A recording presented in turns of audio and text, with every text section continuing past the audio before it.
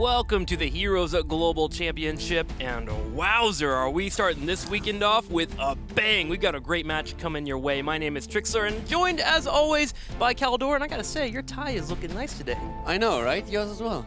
Oh, it's like we traded ties for the day. The pink one looking good there. It does work with that ensemble, man. Where's the bow tie? Where's the bow tie? It broke, man.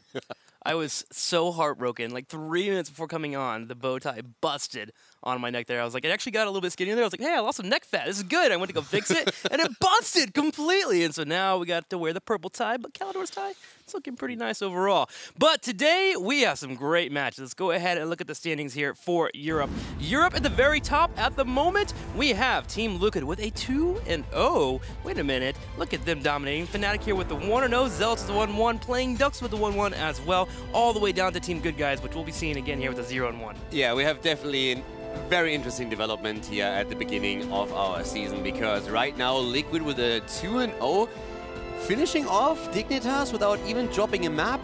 Nobody really expected that. Yeah, very reminiscent of Phase 1 of HGC, and today we will get the true test and the true answer to whether or not Team Liquid is back, as they'll be facing off against Fnatic, the #2 slot, which is a pretty exciting game to start the weekend on. The mid-season champion is going up against Team Liquid, and after Liquid just defeated Dignitas, it's of course the match that everybody is watching out for. And Fnatic, they definitely know that they have to be very careful here. They did not expect Team Liquid to be this strong coming back from the mid-season brawl. They talked about it quite at length, and now they have to face off against them. So Liquid could even go 3-0 here. That would be absolutely ridiculous. Let's go ahead and look at the schedule here for today on Friday. What matches will you be getting at home? And you better have some nice, comfortable chairs at home, because there are some good matches today. Later on, Team Dignitas and Good Guys will be facing off. Later on, Tempo Storm and Gale Force Esports. The rivalry continues. And Gale Force has been looking very good so far. With the changes they made, it looked very dominant. And then, of course, later on in the day, we have Team Fnatic going up against Roll20. Roll20 coming back from the mid-season brawl. They played against Gale Force already, and it was a pretty close series at times. But overall, Gale Force just too strong. But Roll20, they want to prove themselves, and they can do that now against Fnatic later on today. And can the Fnatic of old come back and be the Fnatic that is a powerhouse in the HGC North America? We'll have to see, as they really had a poor Phase 1. But Phase 2, they're looking up and up. But back to this matchup at hand, Team Liquid and Fnatic. This is going to be a great one for multiple reasons, as mentioned by Caldor. But Fnatic coming off a major victory at the mid-season brawl. The best in the world, many could say right now. Yeah, and there's also a few other factors that play into this now. First of all, after we've already seen the games last week, there was a huge discussion happening on Twitter too, with all of the pros involved, and basically everybody talking about double support.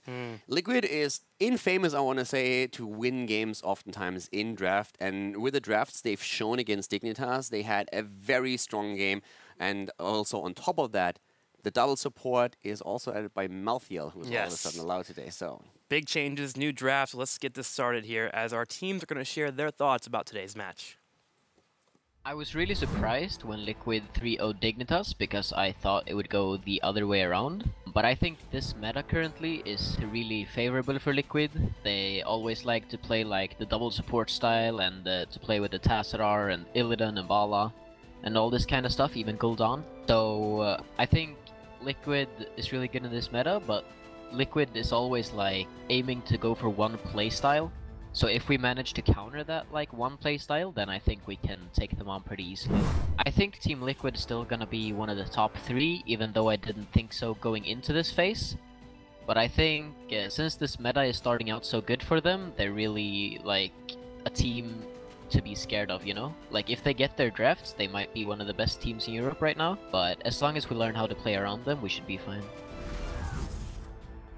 Practicing a lot right now, more than we already do. Like we're putting in a couple of more hours against some of the other teams, so that we can ensure that we have a chance of beating Fnatic, because if we win against them, it would mean that we're very close to being #1 in the league. But right now, I think Fnatic is a really strong team. They know what they're doing, and it's not going to be easy to beat them. But if we give it our best, we can definitely beat them. I don't think it's possible for them to beat us 3-0. No way. The highlights of the midseason brawl, really, with Fnatic was them coming in there and just being on point with rotations. It really seems like they had figured out how they want to move on the battleground and execute kills. Now, can they pull it off against Team Liquid, who last week, again, showing the double support, but also Illidan in the mix? Yeah, exactly. Darkmork back on the Illidan. It's one of the heroes that he absolutely excels at. It's also a trademark hero that when he came up as a player, he played a lot. And now with double support behind him, he can go even deeper in the fights. He can really just go all the way down to the line and make sure that he gets the kills in. So it's really something that helps Team Liquid. And as Breeze, that is a playstyle they like. They went to an extent where with double support, they also emphasized the Vala a lot. Darkmork has been saying, Nuruk has been saying that now he really embraced the Vala. He's on board now, yeah. Exactly. He was a bit critical of that style in the past, but now he actually seems to enjoy it quite a bit. So we have a really cool dynamic coming for Team Liquid, and this meta just seems overall to really suit them. Well, will Fnatic be able to shut them down? Quagnix himself already talking on Twitter, talking about this match in particular, and here it is. Important series coming up versus Liquid Heroes in an hour. HGC, good luck, have fun at Blumby in particular. And Blumby, man, he's somebody towards the end of Phase 1 that started to be a little bit more extended on the team. He's always been an aggressive tank. That's who Blumby is. And it seemed like the team quite wasn't on par for the last couple of weeks in terms of communication, but they have really cleaned that all up mentality-wise. And hopefully it's enough, because Fnatic, while we keep talking about Team Liquid and their display last week, Fnatic equally looked just as great. This is a team that knows how to come in, earn victories, and walk out with a smile on their face. And they were really upset that they couldn't make it to the mid-season brawl. So the entire time they've been practicing. And this is another thing that was highlighted by Fnatic when I talked to them. They said the last time when they played at BlizzCon, they could come back and took a bit of a break. And they still had a very easy time heading back into the scrims, since they said this entire experience gave us so much that we were just way ahead of the competition at the time. Now, on the other hand, they said coming back from the mid-season brawl, everyone else who wasn't at the mid-season brawl trained so hard the entire time that once they came back, they realized, hey, we can't waste any time here because we are starting to just lose that advantage that we have. So they said it was very easy to transition back into the scrims, and they are training the hearts out right now as well. We'll see how it all pays off as it's time to start this series. It's time to look for our battleground. It looks like we are going to Tomb the Spider Queen. This will be the choice of Fnatic. So we are getting it started pretty quick here on our map that requires that wave clear. Wave clear, definitely one of the biggest tools that's required here. And it is also the map where we have seen both of the teams snowball very hard against their previous opponents. And that has been a bit of a constant. So it's interesting to see the two of them clash here right now, since both of them have preferred that battleground in the previous games that we've seen here against, I would say, weaker teams, and looked very strong doing so. So manipulating the battleground, trying to get the advantage through the first objective is something that both of them have been aiming for. And now that they're playing against a completely different opponent, it will be quite a treat to see who's going to get away with it. And I'm interested to see who does get Malphite here. Will he be picked or will he be banned? Tomb of the Spider Queen is a battleground that he can do quite well on. In terms of controlling that bottom lane, normally you want a solo laner that can dictate the pace in a lane by itself, and Malphite is one of those heroes that has been added to Heroes of Storm that can do that. Yeah, it was very interesting for me watching a lot of scrims, and it's always a pleasure having the being allowed to jump into the scrims and see the practice of the teams. We still have with Genji and Uther two heroes that are prioritized very highly when it comes to early picks and also bans. But the story of Malthael is really interesting, since across the entire setup of the league, at the beginning when teams started to practice on the Malthael patch, there were only a few teams that really just went straight in on him. But the more scrims I watched, the higher prioritized he was. There's still some teams that prioritize him more than others, but overall, he's a hero that we're definitely going to see today. Well, already it's kicking off a little bit on the weird side here. That's Team Liquid will ban out Medivh, and we'll go straight over to Fnatic with the Tassadar ban. Ariel will be the first pick, lending that double support that both teams are talking about. Exactly. Double support is probably more dominant than Malthael having an appearance. So throughout the entire time, the double support has been fully embraced. And I'm very certain, having watched the training of these guys, that we are going to see a few surprises when we see, I don't want to say a role switch, but people adapting to it. We'll have to see if that continues here. And I want to see if Dignitas also is going to be doing any type of role swaps as well. Dignitas on Twitter, in particular, was talking about the double support and how it's one of these type of compositions they don't want to run so often. So later on, we'll see if we're going to have them mix it up as well. But for now, over to Fnatic. Let's see if we go to pickups. Now, typically last week, Genji and Nubarak, those are the ones that you move into. But with Uther being available, Fnatic thinking about what they want to pick up here. Nubarak is still really highly prioritized by most of the teams. I don't think I have seen a single training game where he was not either picked or banned, so he will definitely make an appearance here too. I would be a bit surprised to not see him. But this is also a map where we have seen a lot of Stitches, for example. So that's something that we have to keep in mind as well. And Blumby was actually one of the players that jokingly sent out a tweet a bit earlier saying, hey, look at this, all the practice for HGC, showed his match history, and I think there was like 20 Stitches games or something like that. JPL just changing the world, man, when it comes to Stitches. He's everywhere now. Hero League, competitive matches, etc., etc. Fnatic moves straight into Uther and Genji. We know the combo. We've seen it multiple times here. Now Team Liquid will be answering back with their own pickups. And curious to see what they're going to move into. This is my favorite part about a new patch dropping down, is seeing what changes. Now, Liquid has, of course, now the chance to head into the double support. You can't play it with the Tassadar anymore, but we have seen a lot of Rhaegar to substitute that, and they still have other options. Even though there's no cleanse right now, you can still go into the Malfurion. But when it comes to the double support, Rhaegar has been a staple. He's been really one of those heroes that came in and oftentimes replaced Tassadar if Tassadar is banned out. So then you can have... And there he is. Rhaegar immediately taken, and we have Stitches as well. So Blumby not really joking when he said he was practicing for HGC. There we have him. Stitches wants to play. And they move into Stitches over the Nubarak too here, which really yells how much Team Liquid is valuing that Stitches being picked up in the rotation. So picks definitely available here for our opponents. And I like that they banned Medivh because of getting that Stitches. Medivh is one of those enablers for trying to save some teammate that may have gotten hooked. And so without Medivh being available for the field, Fnatic kind of loses out on some of their possibilities for escape. Now they'll want to have to draft Engage here to maybe be able to hold down that Stitches. The thing is that at this point, Fnatic has to think about, okay, what do they want to play with the double support? Is it going to be an Illidan play again? Are they going to try to head into a Vala? Or are we going to see something else empowered by the comp? So that's probably what they're targeting with their ban now. And we have seen the double support Lunara, we've seen the double support Vala, we have seen it with an Illidan. There's a variety of options of what you can do with it. And so Fnatic has to pick their poison here. And as you can see, they are shuffling through different versions of it, since it's really tricky to know what Liquid is up to here. But after seeing the games that were played against Dignitas in particular, Fnatic decides that Illidan poses the biggest threat and ban him out. Which is curious. So that, what do we see from Darkbug now? What is the rotation? Do we get our first Malthael? Does he go into the Vala himself? We could see the Vala again. There's the Nubarak ban. I like that from Liquid a lot, since Fnatic has been prioritizing Nubarak a lot, not only at the mid-season brawl, but also after that.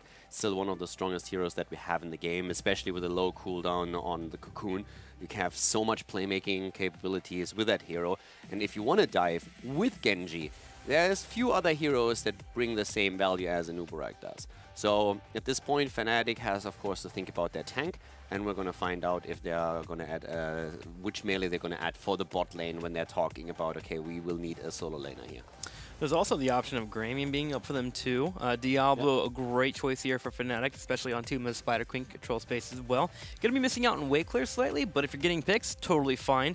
However, with the threat of double support being on the other side, they may decide to go ahead and just go with someone a little bit more useful variant, maybe, for later on and going up for the picks. If they want to go for a pure snipe comp, they could do that. The Yeah. problem with variant here is that they would miss out on a bit of the wave clear.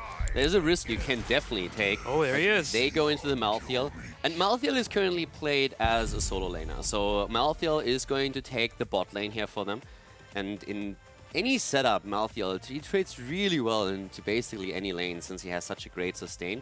So we have Greymane, we have the Malthael taken, so we only need the hero for Breeze here, but they are already setting the pace with the draft now. And at this point, Team Liquid has to reveal what's going to be the hero that is supported by Rhaegar and by Auriel. Is it going to be Lunara or will it be Vala? Or something completely different that we don't even expect here now? Personally, I think I prefer the Lunara against Malthael in particular. She does a solid job against him and burning him down, making it hard for him to escape. One thing about Malthael is his disengage is pretty difficult if you're able to play around it, and he's not able to hit his E on a target. Especially with it being Tomb of the Spider Queen, that bottom lane is a lane that Team Liquid could go in for hard aggressive plays. So if they want early game advantage, I wouldn't mind the Vala moving in for those rotations, but if they want to go for the late game power spike, Lunara all the way seems to be the choice for me. They also still need a hero for the solo lane, so Yeah. that's another factor. We could head in. Okay, they go for Thrall, so we have Thrall and Lunara taken. New Thrall. Yeah, the new Thrall. And Lunara also, of course, is going to be the one helping out Oriel in particular with all the hope. Whereas Fnatic now needs to think about which solo laner they're going to head into. We've been talking about the possibility of us seeing a Diablo. We have seen that by several teams. Breeze plays a fantastic Diablo, so they could do that and try to use the debris out surrounding the turning point for the additional stuns. If they're a bit more worried about wave clear, they could head it into something else, but they stick it out with the Diablo. Breeze going into that toxic Diablo skin that he, as one of the few, I want to say, loves and plays. If you ever talk to him about it, he goes all in on it. He loves that skin.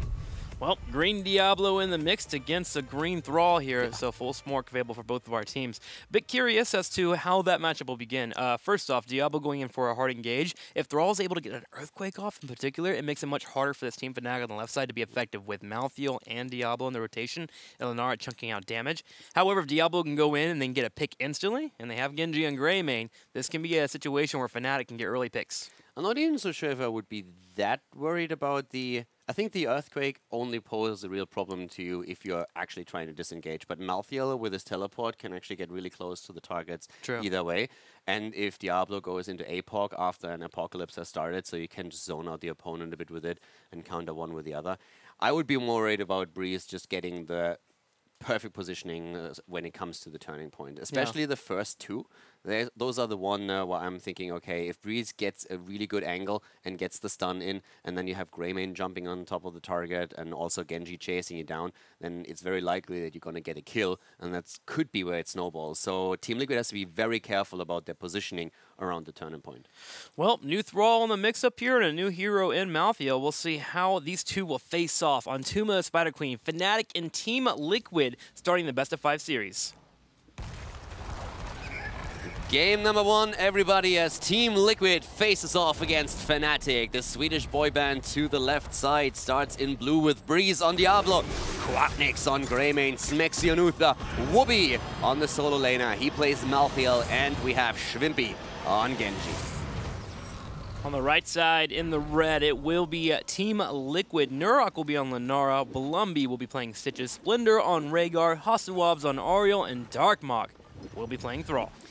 Darkmog on Green Jesus, and let's see how much he can actually do at that solo lane down to the bottom against none other than Malthael, one of the strongest solo laners that we probably have right now in the game. Most of the teams have just dedicated him onto the solo lanes in all of their practice games. I'm curious to see what Fnatic can bring to the table now. I do want to say that Malthael's inclusion in the game seems to have really taken the idea of focusing a target down and really pushed it further. Malthael is one of those heroes that if you are not on point with killing him in a team fight, you either have to disengage or get the kill, or he'll eventually have that breaking point where he'll start to shred your team. Yeah, Malthael is absolutely fantastic right now, and one of the things that's very constant when we're looking at Malthael builds is his level 1 talent. Death's Reach is the talent that I've probably seen 95% of the cases, which increases the Wraith Strike's range. I have seen a few variations just about the movement speed, but overall, Death's Reach is like the go-to talent for the teams at this point. You feel like you need it in a team fight, to be completely honest with you. You get to a point where it's like, I just don't have the range to fight if you don't pick up that talent. So now, with that being picked up, Fnatic will be able to get in those engages and keep up with the Genji here, or even the Greymane that might go in for a deep engage. Now, on the other side, looking at Team Liquid, already we see the Stitches going for the Slam build, pretty typical, but I'm more curious about the Thrall. What are we going to be having from him? It looks like he's moved into the first quest here. Yeah, exactly. We have the Echo of Elements, also a very constant when you're looking at Thrall builds right now. So it's another quest talent where you're looking to just proc your Chain Lightning. You're going for a second charge when you have the talent completed, and as a mid goal, you actually have a bit of mana cost reduction, which is also, of course, quite helpful here. So he's going to try and get those stacks pretty fast. And at the same time, I want to highlight that when we're looking at compositions, it's Liquid running the double support here. And this is what has been talked about for so long now, over the last few weeks. And every team has dabbled in the double support. Some are going completely in on it, others are trying to find other solutions. And we are seeing Fnatic being one of the teams not committing to the double support in this setup. Liquid, on the other hand, again, working towards a hyper carry, which in this case is going to be, or should be, Lunara. I like what Team Liquid's been doing here. I was actually looking at their composition and thinking, okay, this is more late game based. They're not going to really get too much until Thrall and Lunara comes online, because new Thrall in late game is pretty darn scary. Yeah. However, they're using Stitches and Ariel together to be a pseudo Diablo. We're having hooks come out around the turn-in area, and then Ariel is there for Detainment Strike to try and lock someone down to the wall. It didn't quite connect on the last one, but they are attempting to put themselves in scenarios where they can get early kills. Yeah, and when we're talking about early kills, one thing that I also want to talk about real quickly, sustainability on the map is really good for Diablo in particular, going into his level 1 here, into the Devil's Due. It's another reason why you have... We talked about the stun potential that Breeze has when turn-ins are about to happen for Team Liquid and them trying to capitalize with a kill on it. Like, for example, they attempt to do here against Noro. But another big... Oh my god. But another big factor is really just the sustainability that Diablo has, thanks to the level 1 talent. Tomb of the Spider Queen is one of the best maps for this level 1, since you are guaranteed so many extra globes, and that gives you the sustain during the team fights and also in the rotation itself. Yeah, incredibly powerful there. FC lanes are just way too small. Hang on, Quacknick's in trouble on the top. Is going to dodge out. And you can see the power there of the double healer, by the way, in the last fight. Nurok going down to a small amount of HP, but if there had only been one support on this roster here, that Lunara is dead, easily. That Lunara, I mean, arguably should have died. Easily. Anyways, Still, yeah. And you would have expected, if you would have known, Genji would have probably committed even more to it, but I don't think that he really expected her to be escaping with this few hit points. I want to just highlight the talents of our new or reworked heroes again. By the way, Trimpy is actually in a bit of trouble. The cooler not ready, and therefore he's down. And a great hook by Bloomby puts Whoopi all of a sudden in trouble as well. But he is still Malthael, and he is doing well here. Applying his fade, getting healed by Smexy on top of it, and moving out. Barely getting away here. Now looking into, I think you were mentioning Thrall, that level 4 exactly. here. Now this is actually a really interesting talent, Frost Wolf Pack. Now you have to hit 7 heroes in order to unlock this, and I believe it reduces it to 50% on the cooldown. Yeah, exactly. Yes, and the mana cost as well, 50%. This is actually a very difficult talent to pick up, especially against high mobile characters, but one that is very, very rewarding. The cool thing is that the 7 stacks that you need to get, they reset when you die. So that's one of the cool thing. No, for a Thrall, you're like, argh! I really like it. It's an investment. So you have in the early game to be really careful. Do I really get this hit right now or not? So you can't just... It makes you play a little bit more cautious in the early game, so maybe not. You may be missing out on a kill or two just to make sure that you get the added value then later on. So that's the interesting pattern with it. We have the first turn in now for Team Liquid, and they're already trying to gain some extra experience by dropping structures, walking, especially through the mid lane here, focusing in it and doing very well with it now too. And I want to highlight just quickly that we have on the side of Malthael on level 4 the Black Harvest. And this is... I have never seen another talent taken from any competitive team on level 4 than Black Harvest. It's just the absolute go-to thing. You want to make sure that you increase the Reaper's mark duration by those extra 2 seconds. It's a fantastic tool to have, especially in the late game. So this is currently a constant, and I don't think it's going to change anytime soon. Well, so far in our match, our teams continue to be on the even side here, 8-8, and we just had a turn in from Team Liquid, getting some damage on that middle fort and getting a low, but overall not getting too much. Big hook coming out from Blumby once again, and Fnatic seems to be content with trying to get a turn in and just focusing on that level 10. Well, at level 10, Tortured Soul is probably the pickup here? Yeah, very likely that we're going to see that. I also want to quickly highlight that the level 7 talent for Lunara, of course, gives her a huge power spike.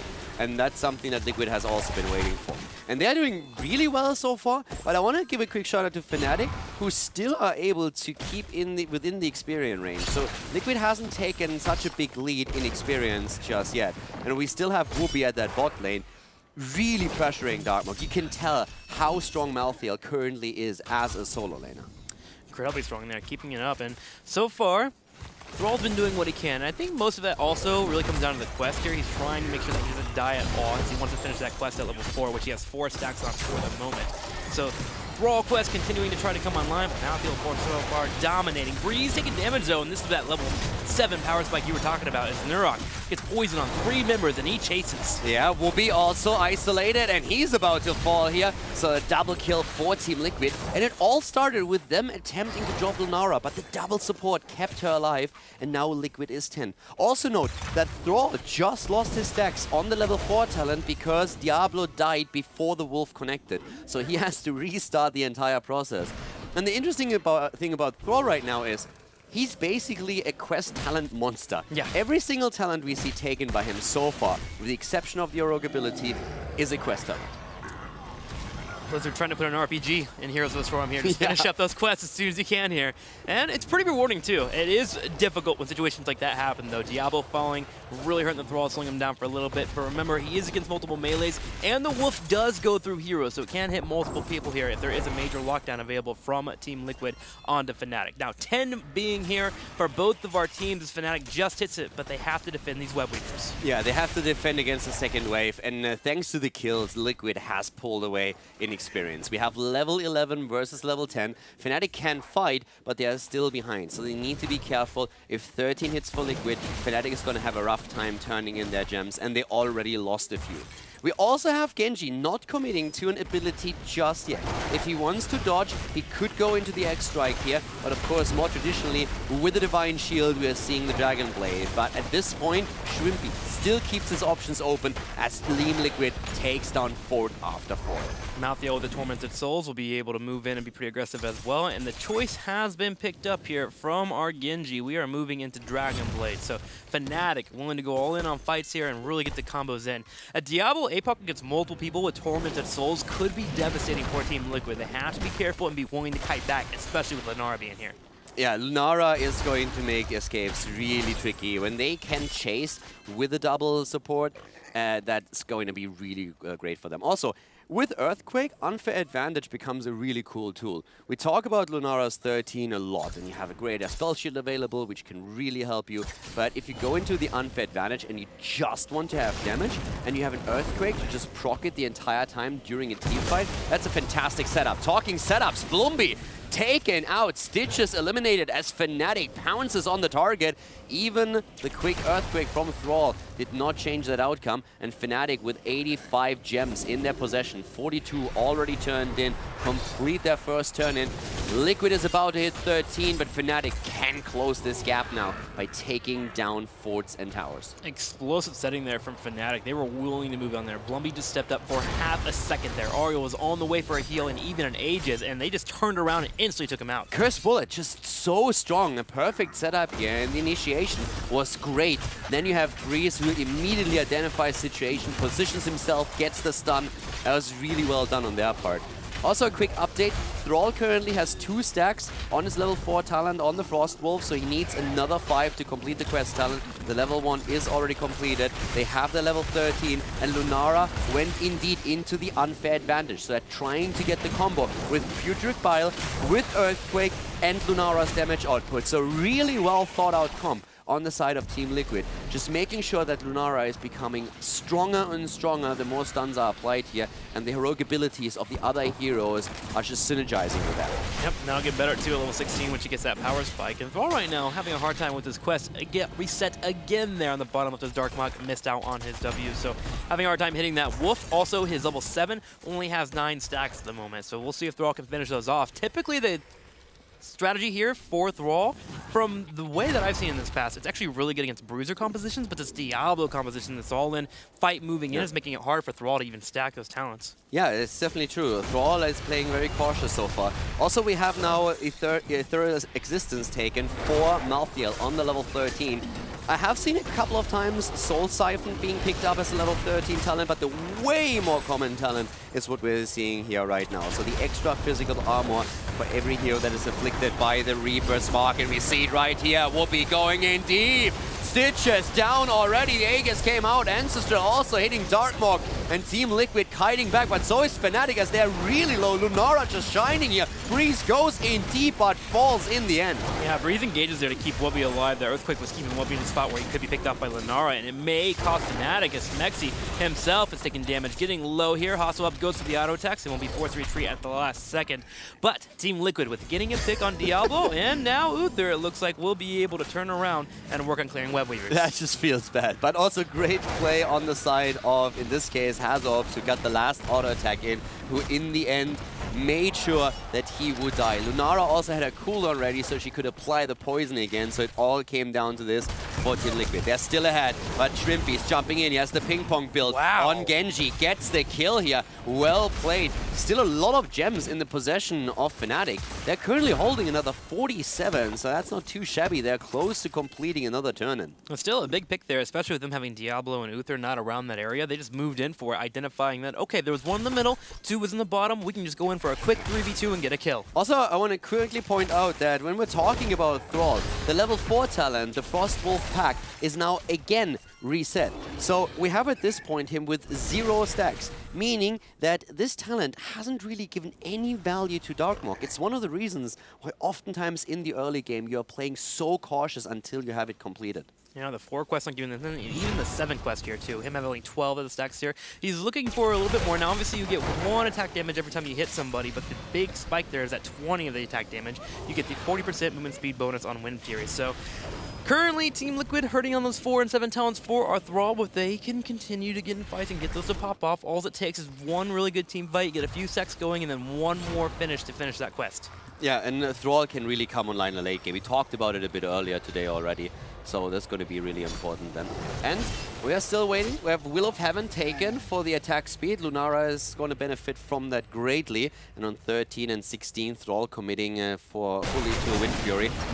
Besides that, the teams are just happy to wait for the 16 right now. Team Liquid took that slight lead in the talent that they had to get another turn in. Fnatic yielded the ground, and now they have to defend against this Web Weaver push of Liquid. But they themselves have a fair amount of gems that if they don't die now, can use to get another turn in after Liquid is done with their push.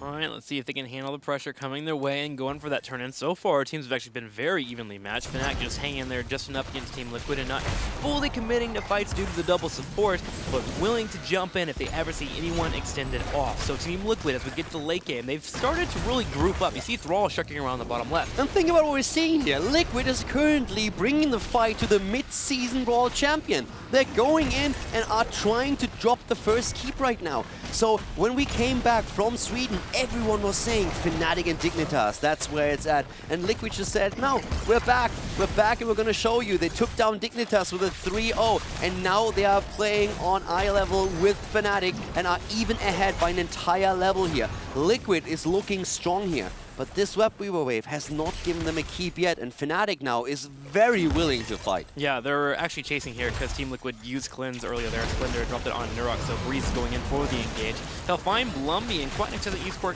Curse Bullet quite yet. Should see it come out soon. Thrall Earthquake has been popped, and Swimpy's going to dive in. He's bringing the Dragon Blade. Wubby doing so much work. Memento Mori has been taken on 16. Long fights are perfect for him here. He gets all the damage in right now, and they're trying to get the second kill after they eliminated Thrall. They go for Oriel, drop her, and the chase is on. Quacknix wants Blumby. Norok kites back slowly, but he can't do anything to stave his tank. Stitches falls, and Fnatic nets 3 kills in this fight. 3 kills and potentially a turn-in. They're starting to rotate. They may move even for boss here and get that top lane pushing. They do have a 20-second window before Thrall is even up, 30 seconds before Oriel jumps onto the field. So Fnatic already starting to get their Web Weavers dropped off, and they will do so without the aid of a boss, and they'll push in top, middle, and bottom, and potentially move towards the keep.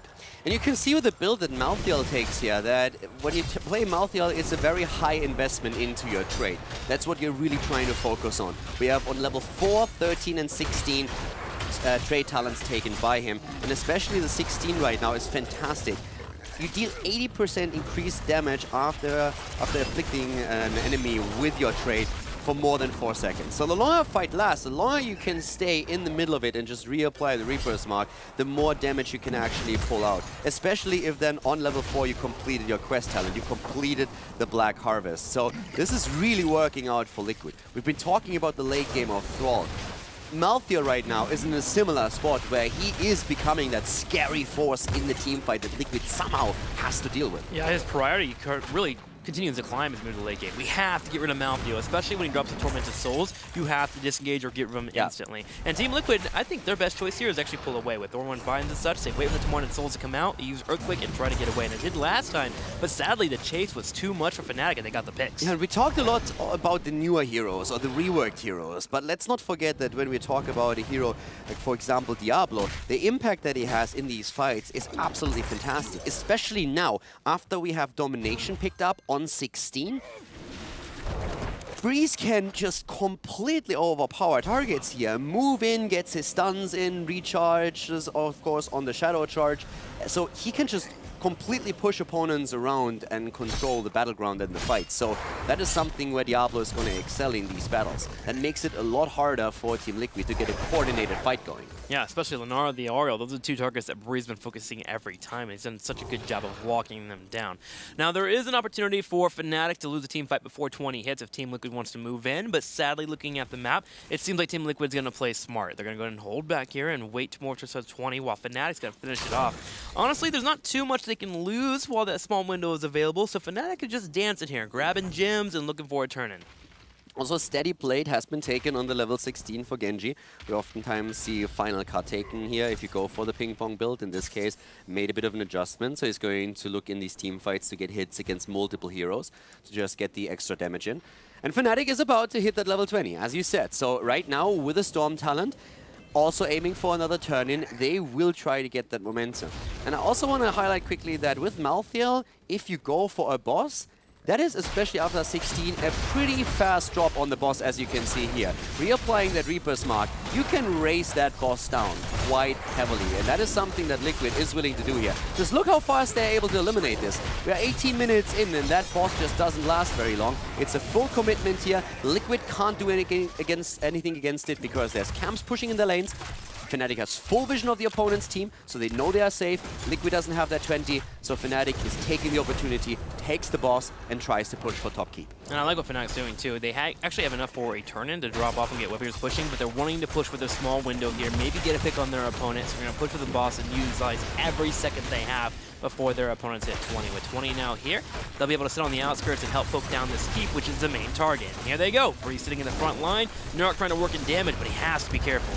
Yeah, right now Fnatic looking for the target. There's Breeze, and they go immediately for Nurara. Stasis is already out. They're trying to save her, but she falls. No ancestral use from Rhaegar. We also had still the Earthquake on the ground, but even that didn't save her with the shields on 20. Splendor about to fall, gets his own shield, but he falls in the end, and that is the end of Oriel 2. It's a triple as Fnatic moves in and tries to end the game. Blumby, the only survivor for now. Whoopi falls, but that does not change the outcome. Fnatic goes in to take the game on Tomb of the Spider Queen and wins game number 1. Game here as Fnatic ends it up there. Also want to yell at the actual value that Steady Blade got there in the end, absolutely destroying in those team fights. And we're going to see a really easy win here for Fnatic as they hit the late game. At first, Team Liquid just holding that early game and that mid game, and it seems like late game, Breeze just came online, was able to overpower any target he jumped on top of, and with the dive potential of Fnatic, they just shut down the match. The one thing I didn't see in the last fight, I have to admit, why Rhaegar didn't use the Ancestral. He must have been stunned out or either pushed out of position somehow, since Breeze was focusing. Was the cleanse also used too? It felt like he missed out on the cleanse on Nura. Yeah, I didn't really probably see the position of Rhaegar in the last fight. Breeze went in on Lunara, and the only one who was really trying to keep the hero alive felt it was Oriel attempting to use the Aegis. And once the Aegis was used, I expected the Ancestral to come in next. We had Thrall already committing to the Earthquake, which should have helped with the 20, but without the Ancestral, you just can't keep him alive. Yeah. So either Splendor was completely zoned and couldn't reach it in time, or he was isolated by someone else. But I have to admit that I did miss out who exactly was on Rhaegar at that point in time. Yeah, it could have been the Apocalypse too. It seemed like a lot of people were grouped in one single area and just barely hit two. I was wondering about that as well. If it was the Apocalypse that just made sure he couldn't reach the target in time.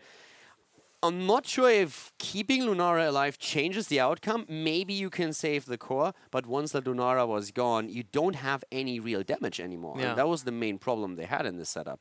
You focus so highly with the synergy between the Unfair Advantage, the Earthquake, and the Putrid Bile on Lunara getting the value, that if you lose her, you are in a really rough spot. So Breeze isolating that target and getting that kill was fantastic for Fnatic. Yeah, it really was. I mean, that Lennar